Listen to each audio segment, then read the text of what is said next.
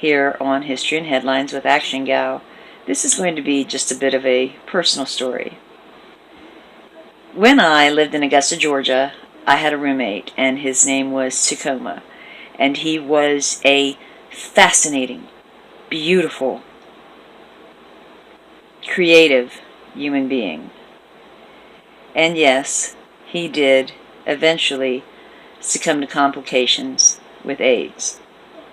However, that is not the sum total of who he was. If I am funny or clever or brilliant in any way, certainly part of the reason was having known him. Here is a simple example of what I'm talking about. When we were roommates, we had a neighbor, and her name was Shirley. And Shirley had a son named Little Chris. Now, due to the complications and medicines that he was on at the time, and there have been great strides, and people live much, much longer than they did at one time, he wasn't feeling at all well. And he was asleep in the chaise lounge, which was in our living room. And I was, of course, working on the computer. Girl geek! And there was a knock at the door, and it was Shirley. I answered the door, and I was, of course, very quiet, and she had in tow with her little Chris. And she said, "Oh, I must ask you a favor. Would you please mind looking after little Chris while I go to a job interview?" I'm like, alright, but this child must listen to me because Tacoma is not feeling well at all. And she looks down at her child and she says, "You must listen. You must behave." And he nods in agreement, of course. And then she proceeds to go on to her job interview. Okay? And Tacoma was laying in the chaise lounge. And it was, "Put that down, little Chris. Sit down and watch cartoons, little Chris. Here's your crayons, little Chris, little Chris, little Chris, little Chris," was all over our very small 2-bedroom flat. I was worried it was going to be flattened by the time he was left. And Tacoma never stirred, never raised a fuss, never blinked. I thought, how can you possibly be sleeping, Tacoma? I thought. So after some time later, there was another knock at the door, and of course it was Shirley, right? And she had come to pick up her child. And Tacoma, without missing a beat, rises from the chaise lounge as if so much tomb, and says, "Shirley, do you remember the night little Chris was conceived?" And she said, "Well, of course I do." And he said, "Was his semen cold? Did he have clothed feet?" And such a precedence set its eventual path to what would become your ever-faithful Granny Monster.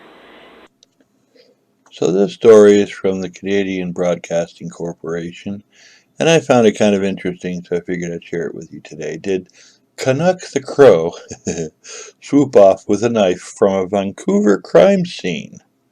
What? Canuck the Crow, Vancouver's most notorious bird, is being accused of flying away with a knife from a crime scene.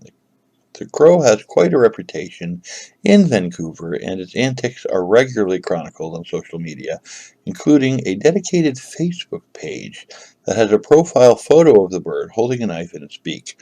Earlier on Tuesday, the police had shot a man near Hastings and Cecier Streets. They were called to the scene of a car engulfed in flames. When they arrived, police said they were confronted by a man with a knife. Shots were fired, and the man was arrested. Vancouver Courier reported that Mike Howell said he saw the bird, which had a red tag on its leg, as does Canuck, swoop in, pick up an object from inside the area cordoned off by police tape. A cop chased it for about 15 or 20 feet, then a crow dropped it and took off, Howell told CBC. It was really strange. In my 20-plus years reporting from crime scenes, I've never seen anything like a crow trying to take a knife. That's something, isn't it? Vancouver police confirmed that a bird did indeed take off with crime scene evidence. The crow was persistent, but the knife was eventually gathered as evidence. Constable Brian Montague said in an email. The bird was also spotted sitting on a roof of a burnt car and trying to get into a camera operator's gear. Growing up in the rough part of Sydney, she'd seen a corpse once before, lying on the street, probably a heroin overdose, because there was no blood, no apparent wound, just a bluish man, face up, flat on his back, with a few policemen standing around.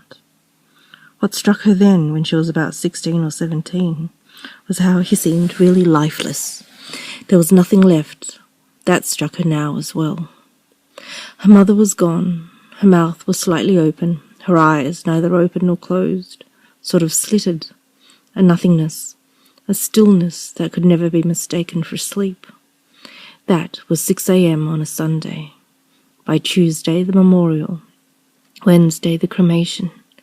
Sunday, the urn was installed in its little shelf and the first of a series of Buddhist rites performed. Then she got on a plane and flew over 20 hours to the other side of the planet. Florian Barr, Philomena's husband, had taken advantage of the situation by moving his Australian family to his homeland, the situation being the slow death of his mother-in-law. He'd had enough of office politics. He'd had enough of Australia's obsession with housing and rental prices, land values, school districts. Yet the roads were all potholed, streets congested, motorways where drivers paid per kilometre to sit in traffic jams. There was no freedom. If you had debts, you owed your university, or your bank, or your parents. You had to be paid so that you can pay them. Well, you were a salary slave. His wife's expanding grief, his parents' forthcoming retirement, the overwhelming presence of the kids. Garage sales, car sales, home sale, everything was sold. Some clothes, some toys, that's what they had left.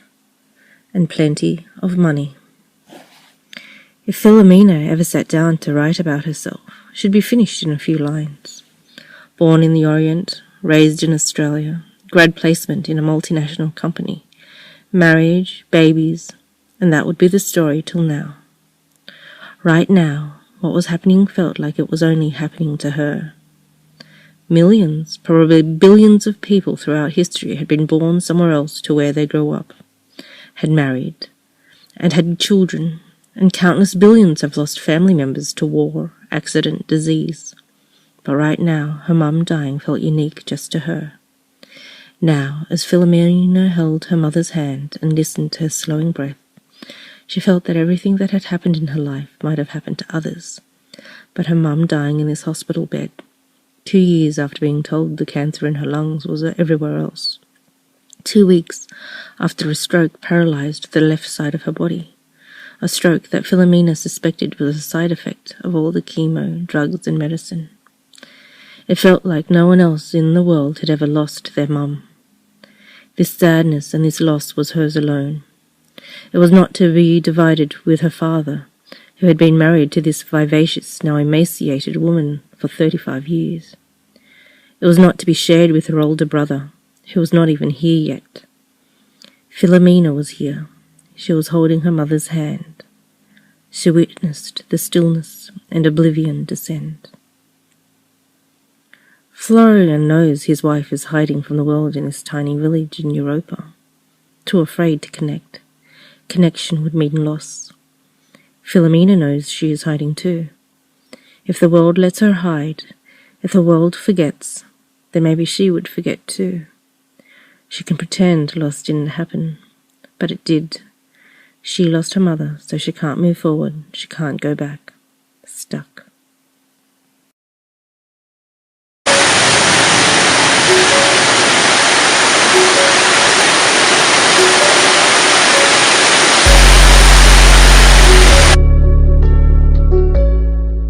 I grew up with depression.